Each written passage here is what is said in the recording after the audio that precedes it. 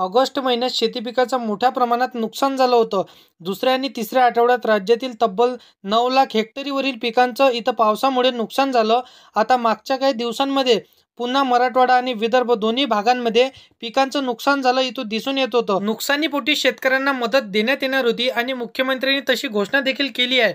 परंतु यश शेतकऱ्यांना जसं की यंदा कमी प्रमाणात ही नुकसान भरपाई हेक्टरी प्रमाणावर मिळणार. कोरोना पिकांसाठी शेतकऱ्यांना हेक्टरी 8,500 रुपयांची मदत मिळणार आहे. तर बागायती पिकांसाठी 17,000 रुपये देण्यात आले आहे. त्यानंतर बहुवार्षिक म्हणजेच फळ पिकांसाठी हेक्टरी 22,500 रुपयांची मदत सरकार देणार आहे. यंदा सरकारने मदतीची रक्कम केल्यामुळे जसे की आधीच अडचणीत असलेल्या शेतकऱ्यांचं इथं संकट आणखीच इथं वाढवणार आहे. कारण की आता सगळ्यांनी अनुभव घेतला आहे की ऑगस्ट महिन्याच्या दुसऱ्या आणि तिसऱ्या आठवड्यामध्ये इथं राज्यभरात पावसाने चांगलाच इथं दणका दिला आहे आणि तब्बल राज्यातील 26 ते 27 जिल्ह्यांमध्ये पिकांचं मोठ्या प्रमाणात नुकसान झालं आहे. आता राज्यभरातील 9 लाख हेक्टरवर इथं पिकांचं नुकसान झालं. प्रशासनाकडून इथं सांगण्यात आलं. त्याचे काही विभागांमध्ये पंचनामे देखील सुरू होते आणि मागच्या 4-5 दिवसांमध्ये पुन्हा मराठवाड्यातील आणि विदर्भ भागातील या काही भागांमध्ये पावसानं जोरदार इथं दणका दिला आहे. त्यासाठी जसं की मराठवाड्यामध्ये पावसाचं जास्त प्रमाण होतं त्यामुळे नुकसान जास्त झालं.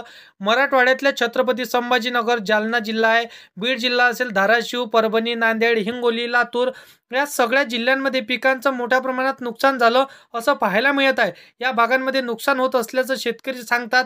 खरीपातल्या पिकांना याचा जसं की दणका मोठ्या प्रमाणात बसला. फळबागांच्या पिकांना इथं मोठ्या प्रमाणात नुकसान झालेलं आहे.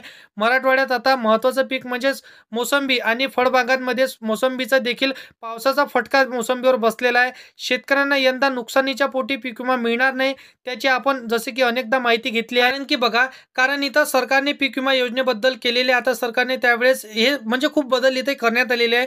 नुकसानीची मदत देताना इथं शेतकऱ्यांना देत असताना पीक विम्याचं जसं की गरज नाही, शेतकऱ्यांना आता मदत नाही पाहिजे असं त्यांनी सांगितलं. बघा शेतकरी मित्रांनो, नुकसानीपोटी देण्यात येणारी मदत जी जसं की NDRF आणि NDRFच्या माध्यमातून दिली जाते त्याची रक्कम देखील कमी केली असते आणि हेक्टरी मर्यादा देखील घालण्यात इथं आली आहे. सुरुवातीला सांगितल्याप्रमाणे आता यंदा शेतकऱ्यांना 2 हेक्टरच्या मर्यादेपर्यंत मदत दिली जाणार आहे. म्हणजेच एखाद्या शेतकऱ्यांचे कितीही नुकसान झालं तरी 2 हेक्टरपर्यंत मदत दिली जाईल. आता त्याच जसं की कोरड पिकाचं असेल आणि 8,500 रुपये इथं हेक्टरी प्रमाणात इथं 17,000 रुपये इथं देण्यात येईल. असं इथं जसं की बागायती पीक ज्याला आपण म्हणतो तर त्या बागायती पिकासाठी 17,000 रुपयाची मदत ते 34,000 रुपयेपर्यंत मदत देण्यात येईल असं तुम्हाला समजायचं आहे. त्यानंतर जसं की फळबाग असेल, फळबागासाठी इथं 22,500 रुपये इथं प्रति हेक्टरी जास्तीत जास्त कमीत कमी इथं मिळणार आहे. असं म्हणजे जास्तीत जास्त तुम्हाला 45,000 रुपयेपर्यंत मिळणार आहे. कमीत कमी 22,500 रुपयेपर्यंत मर्यादा इथे ठेवण्यात आलेली आहे. आता बघा संपूर्ण सविस्तर माहिती जाणून घेऊया आजच्या व्हिडिओमध्ये शेतकरी मित्रांनो.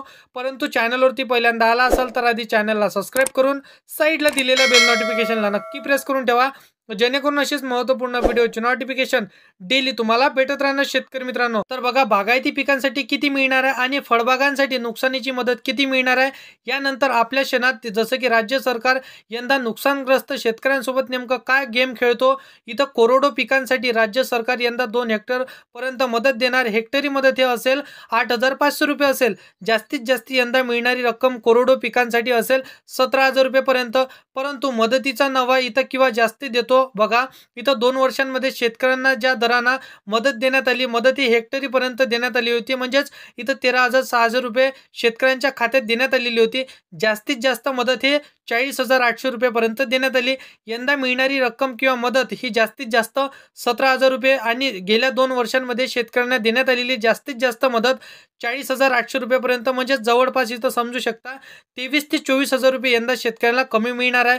केवळ कोरडवाहू आणि नाही तर जसं की बागायती पिकांसाठी देखील सरकारनं यंदा शेतकऱ्यांची जी मदत केली ती मदतीची रक्कम गेल्या 2 वर्षाच्या तुलनेमध्ये कमीच आहे. यंदा सरकार ज्या दराने इथं मदत करतं त्यांनी ठरवलेलं आहे तर ते खूप कमी प्रमाणात शेतकऱ्याला नुकसानीची भरपाई त्याला आपण म्हणू शकतो लोकल लँग्वेजमध्ये ते तुम्हाला मिळणार आहे. बघा इथं जसं की जास्तीत जास्त मदत 34,000 रुपये मिळणार आहे. परंतु मदतीचा जो नवा दर आहे, मग आता म्हणजेच मागच्या 2 वर्षामध्ये ज्या दरानं सरकार शेतकऱ्यांना मदत केली आहे, ती हेक्टराच्या जसं की मदतीपर्यंत देणारी म्हणजेच हेक्टरीप्रमाणे शेतकऱ्याला मदत करण्यात येणार आहे. ती रक्कम आहे 27,000 रुपये, म्हणजेच तुम्हाला 27,000 रुपये यंदाच्या 2025 मध्ये हेक्टरीप्रमाणे तुम्हाला मिळणार आहे. आता बघा, जास्त तुमचं नुकसान झालं असेल, 3 हेक्टरीपर्यंत तुमचं नुकसान झालं असेल, तर शेतकऱ्याला जास्तीत जास्त 81,000 रुपयेपर्यंत मदत मिळणार आहे. म्हणजेच समजा एखाद्या बागायती पीक असलेल्या शेतकऱ्यांचं नवीन हेक्टरीप्रमाणे इथं नुकसान झालं असेल, यंदा मिळणारी रक्कम गेल्या वर्षीच्या तुलनेमध्ये तब्बल 47,000 रुपये इथं रुपयांची ही कमतरता इथं असणार आहे. बघा, इथं फळ पिकांचं नेमकं काय, तर फळ पिकांची देखील परिस्थिती हीच आहे. यंदा सरकार जी काही मदत देणार आहे, 2 हेक्टरपर्यंत देणार आहे. हेक्टरी मदतीची रक्कम असणार आहे 25,500, तर तुम्हाला इथं 22,500 पर्यंत सुद्धा इथं मिळू शकतो. दरानुसार 2 हेक्टरीपर्यंत शेतकऱ्याचं नुकसान झालं किंवा 2 हेक्टरीपर्यंत जास्तीपेक्षा तुमचं नुकसान झालं असेल, तर शेतकऱ्याला जास्तीत जास्त 45,000 रुपयेपर्यंत मदत मिळणार आहे. परंतु गेल्या 2 वर्षांमध्ये ज्या दरानं म्हणजेच नव्या दरानं सरकारनं शेतकऱ्यांना मदत केली आहे, ती जसं की हेक्टरीपर्यंत 3 हेक्टरीपर्यंत शेतकऱ्यांना इथं मिळणार आहे 36,000 रुपये हेक्टरीप्रमाणे इथं शेतकऱ्याला मिळणार आहे. आता 3 हेक्टरीपर्यंत मदत मिळणार असल्यामुळे समजा एखाद्या शेतकऱ्याचं बागाचं जर समजा 3 हेक्टरीपर्यंत नुकसान झालं, तर त्या शेतकऱ्यांना 8,000 रुपये इथं मदत मिळणार होती. परंतु म्हणजेच इका बघा, इथं बागायचं किंवा एखाद्या शेतकऱ्यांचं फळबागेचं 3 हेक्टरपर्यंत नुकसान झालं, तर शेतकऱ्याला गेल्या वर्षीच्या तुलनेमध्ये यंदा जसे की तब्बल 63,000 रुपये इथं कमी मिळणार आहे. यंदा समजा सरकारने गेल्या वर्षीच्या दरानं जर मदत केली, ह्या शेतकऱ्याला 1,00,000 रुपये म्हणजे 8,000 इथंपर्यंत त्यांना मिळत होते. परंतु किती रुपयाचं नुकसान इथं शेतकऱ्यांचा 2025 मध्ये होणार आहे, हे सरकारला समजायला पाहिजे. कारण की शेतकरी हे गोरगरीब असते हो. हे शेतकऱ्यांना जसं की इतकं मारलं नाही पाहिजे सरकारने. बघा, इथे शेतकरी मित्रांनो, व्हिडिओला एंडपर्यंत नक्की बघा. तुम्हाला यंदाचा दर मी सांगतो. बघा मित्रांनो, शेतकऱ्याला 47,000 रुपये गेल्या वर्षीच्या तुलनेमध्ये यंदा कमी मिळेल.